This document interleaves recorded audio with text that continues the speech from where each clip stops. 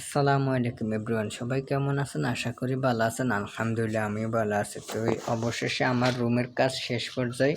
তো এখন এখানে কিন্তু সাদা রঙের সাথে গ্রিন কালার গ্লাসটা একবারে এত দারুণ দেখা যাইতেছে, মানে কি বলবো আপনাদেরকে, মানে এত সুন্দর লাগে। গ্রিন কালার গ্লাসটা সাদা রঙের সাথে একবার ফুটছে। দেখুন কোন কাজ শেষ পর্যায়ে। এখন এদিকে পর্দার ক্লাম লাগানো আছে, এদিকে হোল্ডার সুইচ বোর্ড সবগুলা লাগানো আছে কারেন্টের।